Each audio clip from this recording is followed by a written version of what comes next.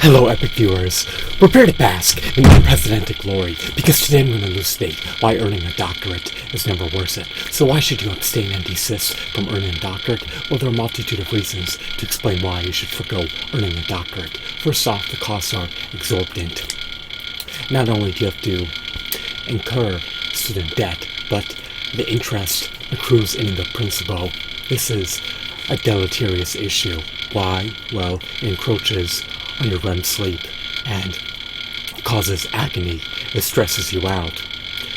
The interest compounds, the principal constantly amplifies, and you become an indentured, indigent, destitute, impoverished servant that's forced to work in perpetuity just to be able to pay off their debt. So it's a bleak, grim, unfortunate outcome. The tuition costs of attending a doctoral program are hefty, to say the least, and relatively unaffordable. So it's quite a shame and quite a pity, but it is what it is.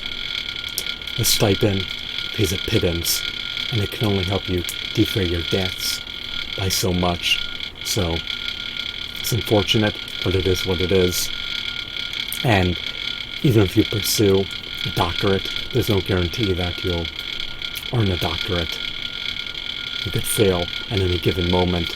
The workload is unbearable, and it's just eminently stressful, to say the least. So you need to be able to cope with ineffable stress and have a high tolerance to handle the stress if you want to be able to complete a doctoral program.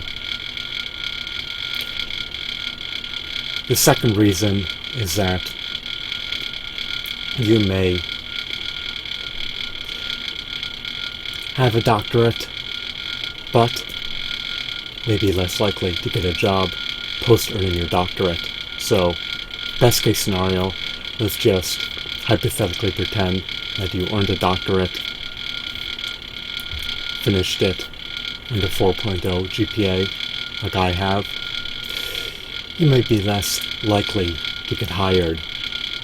So, why would this outcome transpire in your life if you're highly educated, revered, and well accomplished? Well,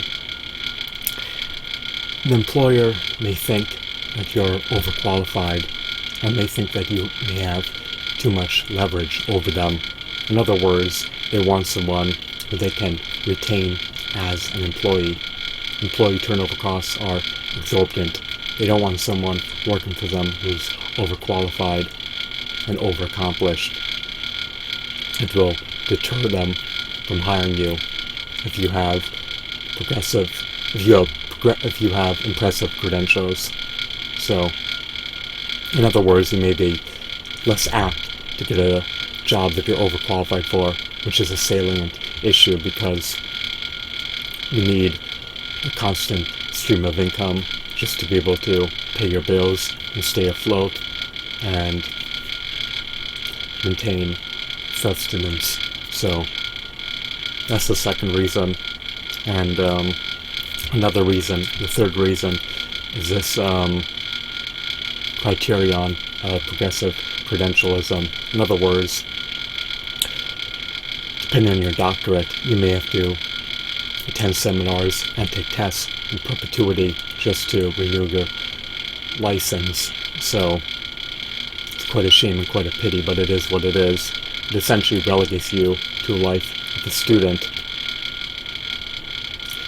forever if you want to maintain your job that requires a doctorate.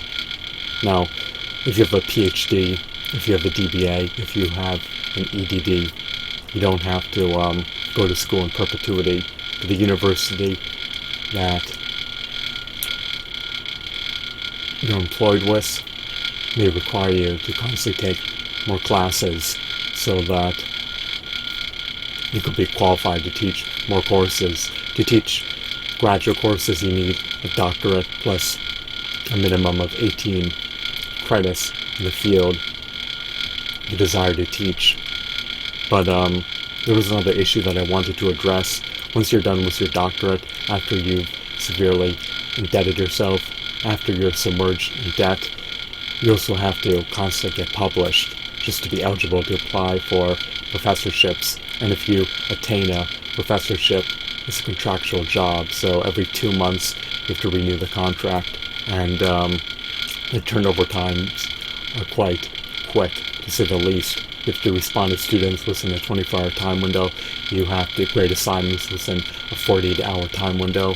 So it's agonizing, it's stressful to have to constantly work, because it encroaches on your REM sleep, encroaches on your eating schedule, and it limits your spare time. So it's stressful, to say the least. And if you're looking for a job that helps you alleviate stress, then look elsewhere other than pursuing a job that doesn't pay any passive income.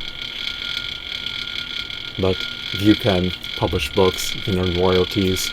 So I guess that's one benefit appertaining to being a professor. And once you have a bevy publications under your belt, then you're more inclined to get a job. So, in other words, if you do a diligent job, if you're studious, and if you put in your dues when you're younger, then hopefully life should be a bit easier as you age. Now, the publication requirements can be burdensome and onerous, to say the least. Academic journals have a low acceptance rate of 10 to 25%, and conducting research studies is not only time-consuming, but it's highly expensive. People are disinclined to be subjects of your research study unless you pay for their time. So it's quite onerous, it's quite burdensome, but it is what it is. So those are some of the reasons appertaining to why pursuing a doctorate, at least in 2018, is never worth it.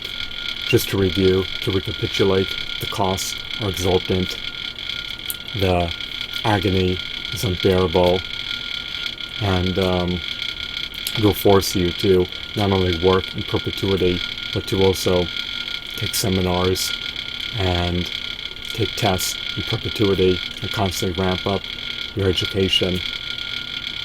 Some jobs that require a doctorate may not require you to constantly take tests, nor require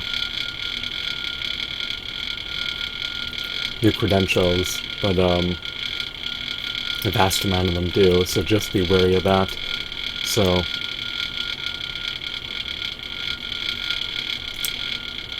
the best option, in my opinion, would be to pursue a business that is a low capital investment on your end. So pursue entrepreneurial endeavors that require a low capital investment. For instance, you can start a YouTube channel, start a blog,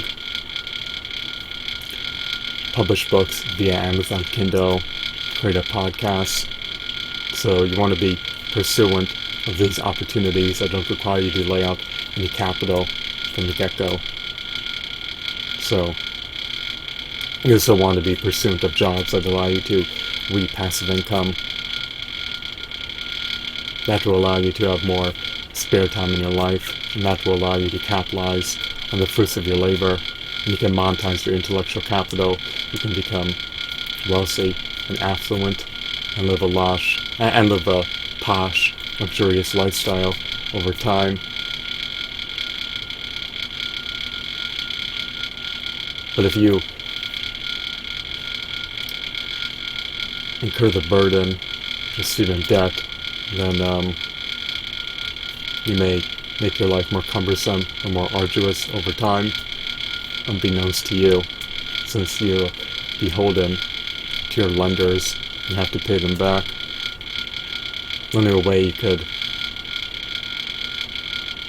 However, your student debt's discharged as if you succumb to an undue hardship, which is highly unlikely. So, in other words, once you're indebted via student debt, it's almost impossible to get out. So I hope that you found this video to be insightful and enthralling. Have a wonderful, marvelous day. Goodbye.